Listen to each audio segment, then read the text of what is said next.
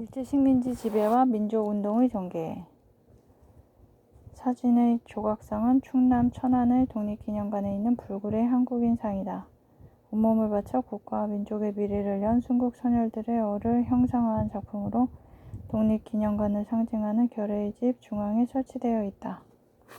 민족운동은 일제의 식민지 지배 속에서 어떻게 지속될 수 있었을까? 일제의 식민지 지배 정책. 제1차 세계대전 전후 국제정세의 변화를 살펴보고 일제의 식민지배 정책과 경제구조의 변화를 설명할 수 있다. 일제의 무단 통치. 사진은 밀양 공립보통학교의 졸업식 사진이다. 학생들 뒤에 일장기가 걸려있고 앞줄에 앉은 교사들은 제복을 입고 손에 칼을 쥐어 위압적인 분위기를 조성하고 있다. 이러한 모습은 1910년대 학교에서 흔히 볼 수 있는 광경이었다. 교사들은 왜 제복을 입고 칼을 든 채로 사진을 찍었을까? 국제정세의 변화. 제1차 세계대전과 러시아 혁명. 19세기 후반 제국주의 열강들은 더 많은 식민지를 차지하려 치열하게 경쟁하였다. 이러한 경쟁은 동맹국 독일, 오스트리아, 헝가리 제국 등과 동맹국과 연합국, 영국, 프랑스의 전쟁으로 이어졌다.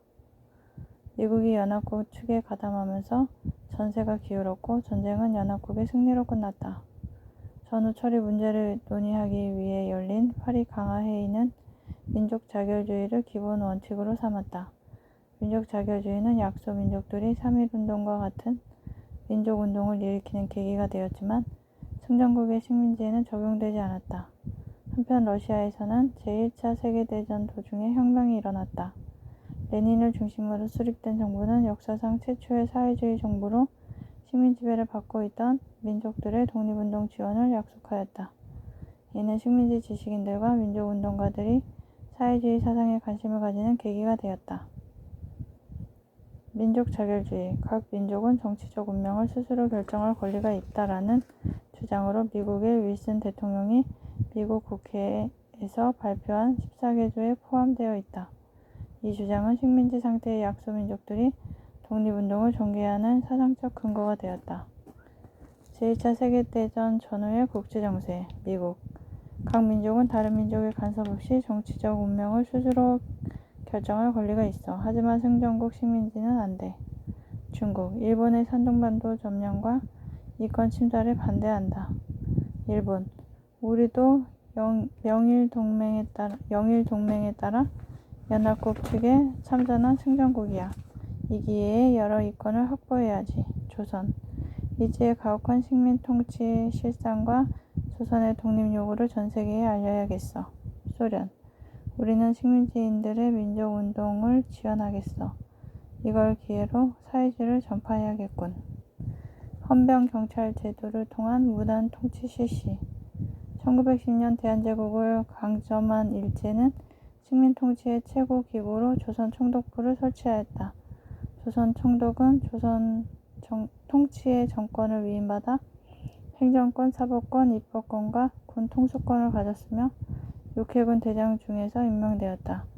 조선 총독 아래의 주요 관직은 대부분 일본인이 차지하였다. 한국인의 정치 참여를 선전하기 위해 친일파로 구성된 중추원이 설치되기도 하였으나 유명무실한 기관이었다. 이제는 한국을 통치하기 위해 어떤 제도를 시행하였을까? 이제는 헌병이 일반 경찰의 업무까지 담당하는 헌병경찰 제도를 도입하였다. 헌병경찰은 치안 유지를 넘어 광범위한 권한을 가졌으며 한국인의 일상생활을 통제하였다. 범죄 직결 내에 의해 한국인을 정식 재판 없이 처벌할 수 있었고 조선 태형령을 통해 한국인에게 태형을 가할 수 있었다. 기본권 제한과 식민지 교육의 도입. 일제는 언론 집회 결사의 자유와 같은 한국인의 기본권을 제한하였다. 또한 황성신문, 대한매일신보 등 한국인이 발행한 신문과 잡지 대부분을 폐간하였으며 민족의식을 고취하는 각종 단체를 해산하였다. 교육에서는 제1차 조선교육령을 발표하여 일본어를 보급하는 등 일항에게 복종하는 한국인을 양성하고자 하였다. 그리고 한국인의 교육을 보통교육과 실업교육 중심으로 편성하여 고등교육의 기회를 제한하였으며 민족교육을 강조하던 사립학교를 탄압하였다. 또한 교원에게 제복과 칼을 착용하게 하여 위압적인 분위기를 조성하였다. 조선 총독부 건물. 조선 총독부는 본래 남산에 위치하였던 통감부 건물을 청사로 사용하다가 1926년 경복궁 군정전 앞에 새로운 청사를 건립하였다. 이는 강복 이후 중앙청이라 불리며 대통령 집무실을 비롯한 주요 행정부처가 위치한 중앙행정관청 역할을 하였다. 그러나 일제의 침략을 상징하는 건물을 주요 정보기관으로 사용할 수 없다는 여론에 따라 1986년 국립중앙박물관으로 개조하여 활용하였다. 이후 김영삼 정부가 추진한 역사 바로 세우기 대상으로 지적되어 1995년에 철거되었다. 철거되기 전에 조선 총독부 건물, 광화문, 조선 태영령, 1912년 제3조 100원 이하의 벌금 또는 과료를 언도받은 자가 그 언도 확정 후 5일 내에 이를 완납하지 않은 경우 검사 또는 즉결 관서의 책임자는 상황에 따라 이를 태형으로 대치할 수 있다. 제6조 태형은 태로 볼기를 때려 집행한다. 제11조 태형은 감옥 또는 즉결 관서에서 비밀리에 집행한다. 제13조 이는 조선인에게만 적용한다. 조선 총독부, 조선 총독부 간부, 태형 도구. 제1차 조선 교육령 1911년 제2조 교육은 교육에 관한 칙어에 입각하여 충량한 국민을 육성하는 것을 본의로 한다. 제5조 보통 교육은 보통의 지식 기능을 부여하고 특히 국민된 성격을 함양하며 국어를 보급함을 목적으로 한다. 제6조 실업교육은 농업, 상업, 공업 등에 관한 지식과 기능을 가르치는 것을 목적으로 한다. 조선 총독부, 조선 총독부 간부. 일제는 한국인을 일본인으로 동화하기 위해 제1차 교육령을 발표하였다. 그러나 한국인이 다니는 학교 명칭에 보통을 붙이고 수업 연한을 일본인보다 적게 하는 등 차별을 두었다. 결과적으로 한국인은 상급학교 진학에 필요한 수업 연한이 부족하여 고등교육의 기회를 박탈당한 상태에 놓이게 되었다. 조선 총독부가 편찬한 보통학교 국어 독본.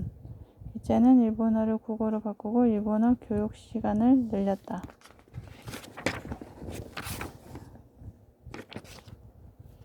일본 자본주의의 침투. 제국주의 국가들은 식민지에 상품을 수출하고 싼값의 원료를 수입하여 이익을 얻었다. 일제도 한국에서 생산되는 자원을 일본으로 수출하고 일본 상품을 한국에 판매하기 위해 철도, 도로, 항만과 같은 사회간접 자본을 확충하였다. 또한 회사를 세울 때 조선 총독의 허가를 받도록 하는 회사령을 공포하여 민족 자본의 성장을 억제하였다. 토지조사 사업의 시행. 일제는 식민 통치의 경제적 토대를 마련하기 위해 토지조사 사업을 시행하였다. 이는 토지 소유권자가 정해진 기간 내에 직접 신고하여 소유지로 인정받는 신고주의 방식으로 진행되었다. 토지조사 사업 이후 어떤 결과가 나타났을까? 일제는 토지조사 사업을 통해 토지 대장에 누락된 토지들을 파악하여 지세 수입을 늘렸다. 또한 사업을 통해 확보한 상당 부분의 국유지를 동양척식 주식회사에 넘겼다. 한국에 진출한 일본인 농업 이주민은 동양척식 주식회사로부터 토지를 매입하거나 개간 등을 통해 대지주가 되었다. 일제가 토지에 대한 지주의 배타적인 소유권을 보장함에 따라 지주제는 점차 강화되었다.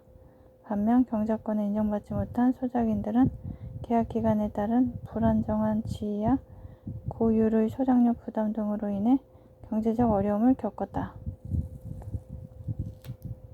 간선 철도망과 주요 항만, 일본과 조선 그리고 만주까지 물자와 사람이 오갈 수 있는 기반시설이 구축되었다. 경작권, 소작인이 정부나 지주에게 일정 소작료를 내면 소작지를 경작할 수 있는 권리이다. 회사령 1910년 제1조 회사 설립은 조선 총독의 허가를 받아야 한다. 제5조 회사가 본령이나 본령에 의한 명령과 허가 조건에 위반하거나 또는 공공질서와 선량한 풍속에 반하는 행위를 할 때 조선 총독은 사업의 정지와 지점의 폐쇄 또는 회사의 해산을 명한다. 조선 총독부, 조선 총독부 간부. 토지조사령 1912년 제4조 토지의 소유자는 조선 총독이 정하는 기간 내에 주소, 성명, 명칭 및 소유지 소재, 결수를 임시토지조사국장에게 신고해야 한다. 단 국유지는 보관관청이 임시토지국장에게 통지해야 한다. 조선총독부, 조선총독부 관보. 일제는 한국인의 일상을 어떻게 통제하였을까? 일제는 효율적인 시민통치를 위해 조선 태형령, 경찰범 처벌규칙, 범죄 직결례와 같은 각종 악법을 시행하였다. 이러한 제도가 한국인의 일상생활에 어떠한 영향을 끼쳤을지 생각해보자. 범죄 직결례 1910년 제1조 경찰서장 또는 그 직무를 취급하는 자는 그 관할 구역 안의 다음 각호의 범죄를 직결할 수 있다.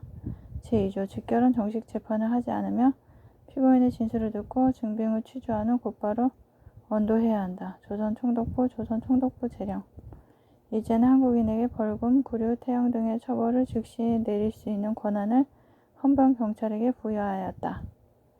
경찰범 처벌규칙 1912년 제1조 다음 각호에 해당하는 자는 구류 또는 과료에 처한다. 2. 일정한 주거 또는 생업 없이 이곳저곳 배회하는 자. 7. 국어를 하거나 시키는 자. 8. 단체 가입을 강요하는 자. 19. 함부로 대중을 모아 관공서의 청원, 진정을 남용하는 자. 20. 불온한 연설을 하거나 또는 불온문서, 도서, 시가를 게시, 반포, 낭독하거나 큰 소리로 읊는 자. 32. 경찰관서에서 특별히 지시하거나 명령하는 사항을 위반하는 자. 33. 부정한 목적으로 사람을 은닉한 자. 49. 전선에 근접하여 연을 날리거나 기타 전선에 장애가 되는 행위를 하게 한 자. 조선총독부, 조선총독부 법령. 태형 처벌 사례. 시장에서 익지 않은 감을 판매하였다는 이유로 태형 15대. 거주하는 근처가 청결하지 않다는 이유로 태형 20대. 업무를 본 후 헌병경찰이 가라고 하는 길로 가지 않았다는 이유로 태형 5대.